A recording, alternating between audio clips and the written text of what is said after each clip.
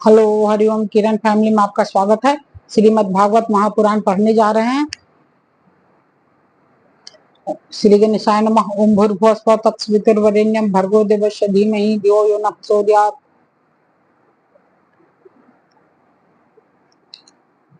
श्री राधा कृष्णाभ्याम नमः। श्रीमद् भागवत महापुराण द्वितीय खंड।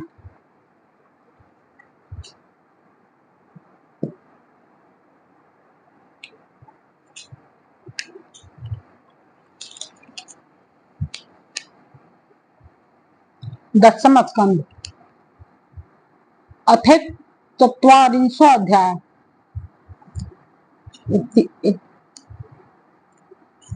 41 अध्याय। श्री कृष्ण जी का मथुरा जी में प्रवेश। श्री सुखदेव जी कहते हैं, परीक्षित अक्रूर जी इस प्रकार स्तुति कर रहे थे। उन्हें भगवान श्री कृष्ण ने जल में अपने दिव्य रूप के दर्शन कराए और फिर उसे छिपा लिया। ठीक वैसे ही जैसे कोई नट अभिनय में कोई रूप दिखाकर फिर उसे पर्दे की ओट में छिपा दे। जब अक्रूर जी ने देखा कि भगवान का वह दिव्य रूप अंतर्धान हो गया, तब वे जल से बाहर निकल आए और फिर जल्दी जल्दी सारे आवश्यक कर्म समाप्त करके रथ पर चले आए। उस समय वे बहुत ही विस्मित हो रहे थे। भगवान श्री कृष्ण ने उनसे पूछा, चाचा जी, आपने पृथ्वी, आकाश या जल में कोई अद्भुत वस्तु देखी है क्या? क्योंकि आपकी आकृति देखने से ऐसा ही जान पड़ता है। अक्रूर जी ने कहा, प्रभु, पृथ्वी, आकाश या जल में और सारे जगत में जितने भी अद्भुत पदार्थ हैं वे सब आप में ही हैं, क्योंकि आप विश्व रूप में हैं। जब मैं आपको ही देख रहा हूँ, तब ऐसी कौन सी अद्भुत वह वस्तु रह जाती है जो मैंने नहीं देखी हो। भगवान, जितनी भी अद्भुत वस्तुएं हैं वे पृथ्वी में हो या जल अथवा आकाश में, सब की सब जिनमें है, भगवान जितनी भी अद्भुत वस्तुएं हैं वे पृथ्वी में हो या जल अथवा आकाश में, सब की सब जिनमें है उन्हीं आपको मैं देख रहा हूँ। फिर भला मैंने यहाँ अद्भुत वस्तु कौन सी देखी? गांधनी नंदन अक्रूर जी ने यह कहकर रथ हाँक दिया और भगवान श्री कृष्ण तथा बलराम जी को लेकर दिन ढलते ढलते वे मथुरापुरी जा पहुंचे।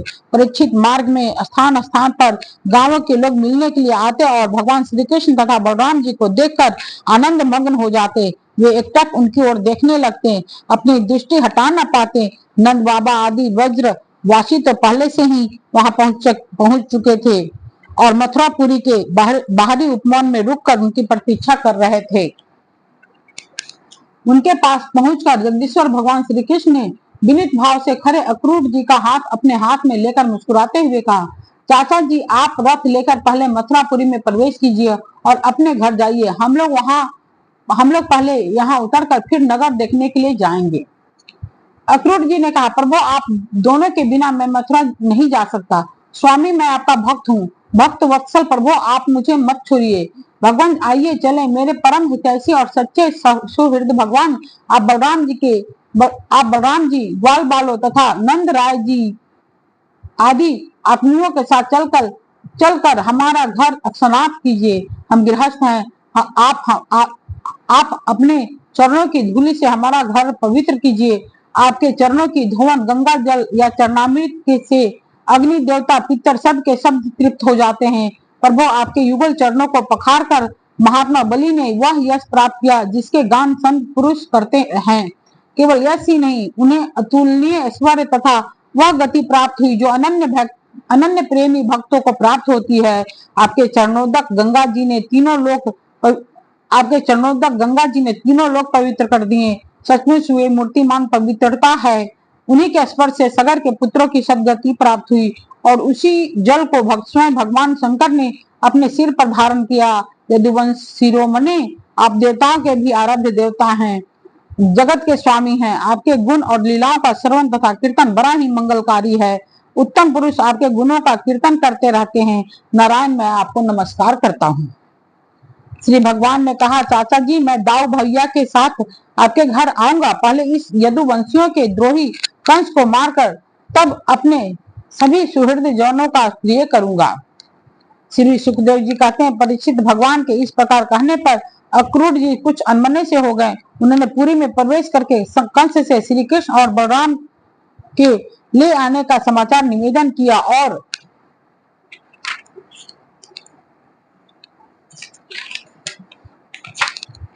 और फिर अपने घर गए। दूसरे दिन तीसरे पहर बलराम जी और ग्वाल बालों के साथ भगवान श्री कृष्ण ने मथुरापुरी को देखने के लिए नगर में प्रवेश किया। भगवान ने देखा कि नगर के परकोटे में स्फटिक मणि बिल्लौर के बहुत ऊंचे ऊंचे गोपुर, प्रधान दरवाजे तथा घरों में भी बड़े बड़े फाटक बने हुए हैं।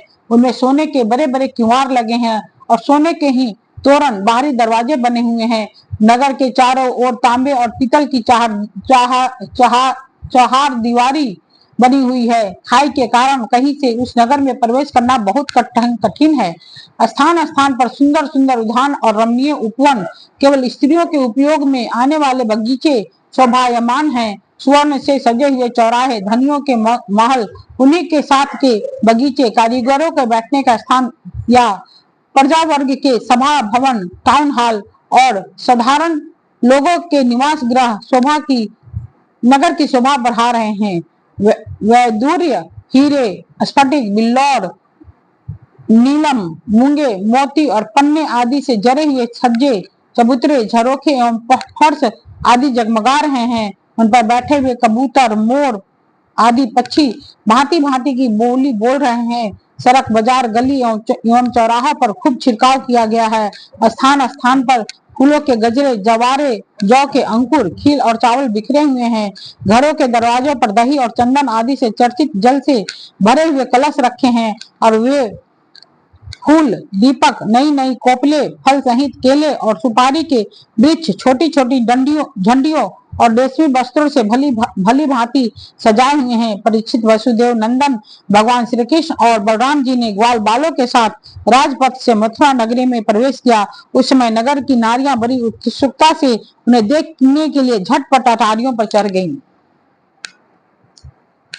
किसी किसी ने जल्दी के कारण अपने वस्त्र और गहने उल्टे पहन लिए। किसी ने भूल से कुंडल, कंगन आदि जोरे से पहने जाने वाले आभूषणों में से एक ही पहना और चल पड़ी। कोई एक ही कान में पत्र नामक आभूषण धारण कर पाई थी तो किसी ने एक ही पांव में पाजेब पहन रखा था।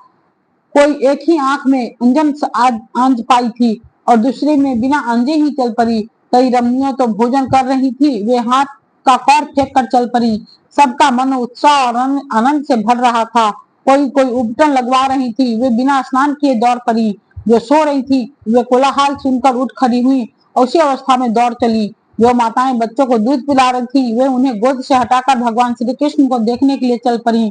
कमल नयन भगवान श्री कृष्ण मत वाले गजराज के समान बड़ी मस्ती से चल रहे थे।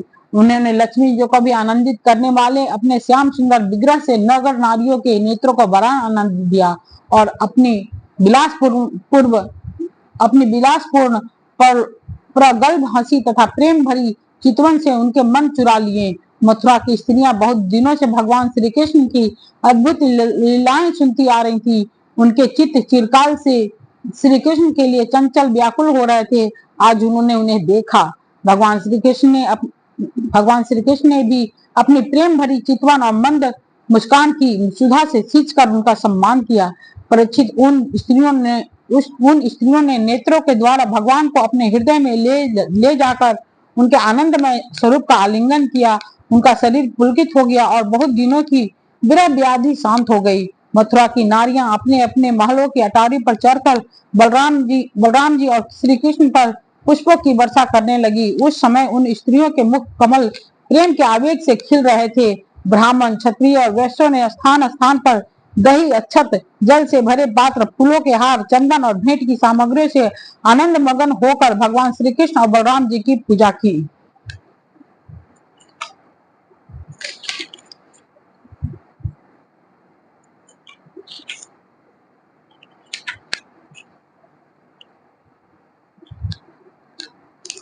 भगवान को देखकर सभी पूर्ववासी आपस में कहने लगे, धन्य है गोपियों ने ऐसी कौन सी महान तपस्या की है जिसके कारण वे मनुष्य मात्र को परमानंद देने वाले इन दोनों मनोहर किशोरों को देखती रहती हैं।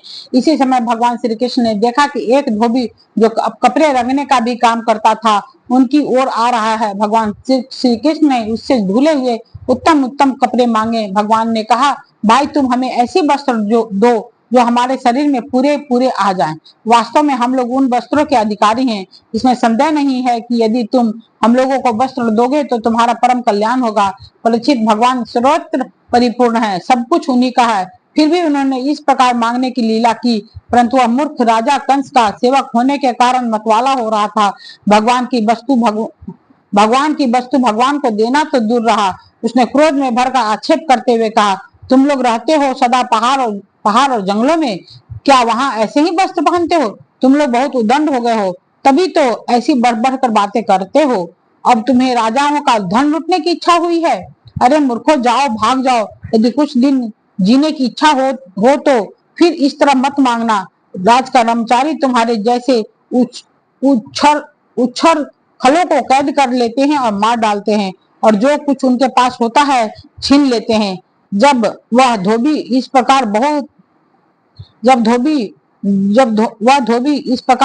बहुत कुछ बहक बहक बातें करने लगा, तब भगवान श्री कृष्ण ने तनिक कुपित होकर उसे एक तमाचा जमाया और उसका सिर धड़ से नीचे जा गिरा। यह देखकर उस धोबी के अधीन काम करने वाले सब के सब कपड़ों के गट्ठर वहीं छोड़कर इधर उधर भागे। भगवान ने उन वस्त्रों को ले लिया। भगवान श्री कृष्ण और बलराम जी ने मनमाने वस्त्र पहन लिया तथा बचे हुए वस्त्रों में से बहुत से अपने साथी ग्वाल बालों को भी दे दिए। बहुत से कपड़े तो वहीं पर जमीन पर ही छोड़कर चल दिए। भगवान श्री कृष्ण और बलराम जब कुछ आगे बढ़े तब उन्हें एक दर्जी मिला। भगवान का अनुपम सौंदर्य देखकर उसे बड़ी प्रसन्नता हुई। उसने उन रंग बिरंगे सुंदर वस्त्रों को उनके शरीर पर ऐसे ढंग से सजा दिया वह सब ठीक ठीक फट गए। अनेक प्रकार के वस्त्रों से विभूषित होकर दोनों भाई और भी अधिक शोभायमान हुए। ऐसे जान पड़ते मानो उत्सव के समय श्वेत और श्याम गज शावक भली भांति सजा दिए गए हों। भगवान श्री कृष्ण उस दर्जी पर बहुत प्रसन्न हुए। उन्होंने उसे इस लोक में भरपूर धन संपत्ति, बल, ऐश्वर्य, अपनी स्मृति और दूर तक देखने सुनने आदि की इंद्रिय संबंधी शक्तियां दी और मृत्यु के बाद के लिए अपना सारूप्य मोक्ष भी दे दिया। इसके बाद भगवान श्री कृष्ण सुदामा माली के घर गए। दोनों भाइयों को देखते ही सुदामा उठ खड़ा हुआ और पृथ्वी पर सिर रखकर उन्हें प्रणाम किया। फिर उनको आसन पर बैठाकर उनके पांव पखारे, हाथ धुलाए और तदनंतर ग्वाल बालों के सहित सबकी फूलों के हार, पान, चंदन आदि सामग्रियों से विधि पूर्वक पूजा की। इसके पश्चात उसने प्रार्थना की, प्रभु आप दोनों के शुभागमन से हमारा जन्म सफल हो गया, हमारा कुल पवित्र हो गया। आज हम पितर, ऋषि और देवताओं के ऋण से मुक्त हो गए हैं। वे हम पर परम संतुष्ट हैं। आप दोनों संपूर्ण जगत के परम कारण हैं। आप संसार के अभ्युदय, उन्नति और श्री निश्रेष मोक्ष के लिए इस पृथ्वी पर अपने ज्ञान, बल आदि अंशों के साथ अवतीर्ण हुए हैं। यद्यपि आप प्रेम करने वालों से ही प्रेम करते हैं, भजन करने वालों को ही भजते हैं, फिर भी आपकी दृष्टि में विषमता नहीं है, क्योंकि आप सारे जगत के परम सुहृद और आत्मा हैं। आप समस्त प्राणियों और पदार्थों में सम रूप में स्थित हैं। मैं आपका दास हूँ। आप दोनों मुझे आज्ञा दीजिए, मैं आप लोगों की क्या सेवा करूं। भगवान जीव पर आपका यह बहुत बड़ा अनुग्रह है, पूर्ण कृपा प्रसाद है। आप उसे आज्ञा देकर किसी कार्य में नियुक्त करते हैं। राजेंद्र सुदामा माली ने इस प्रकार प्रार्थना करने के बाद भगवान का अभिप्राय जानकर बड़े प्रेम और आनंद से भरकर अत्यंत सुंदर सुंदर तथा सुगंधित पुष्पों से गुथे हुए हार उन्हें पहनाए। जब ग्वाल बाल और बलराम जी के साथ भगवान श्री कृष्ण उन सुंदर सुंदर मालाओं से अलंकृत हो चुके, तब उन वरदायक प्रभु ने प्रसन्न होकर विनीत और शरणागत सुदामा को श्रेष्ठ वर दिए। सुदामा माली ने उनसे यही वर मांगा कि प्रभु आप ही समस्त प्राणियों के आत्मा हैं। सर्व स्वरूप आपके चरणों में मेरी अविचल भक्ति हो। आपके भक्तों से मेरा सौहार्द मैत्री का संबंध हो। अब समस्त प्राणियों के प्रति अहेतुक दया का भाव बना रहे। भगवान श्री कृष्ण ने सुदामा को उसके मांगे हुए वर तो दिए ही, ऐसी लक्ष्मी भी दी जो वंश परंपरा के साथ साथ बढ़ती जाए, और साथ ही बल, आयु, कृति तथा कांति का भी वरदान दिया। इसके बाद भगवान श्री कृष्ण बलराम जी के साथ वहां से विदा हुए। इति श्रीमद् भागवते महापुराणे परमहंस्यां संहितां दशम स्कंदे पूर्वादे पूर्व प्रवेशो नामक एक चत्वारिंशो अध्याय। कल पढ़ेंगे 42वां अध्याय।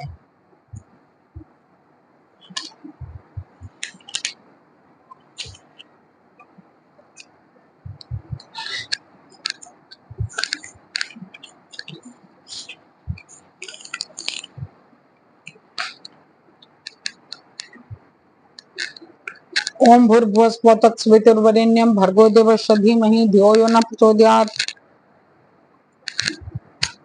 ठीक है दोस्त, हरिओम।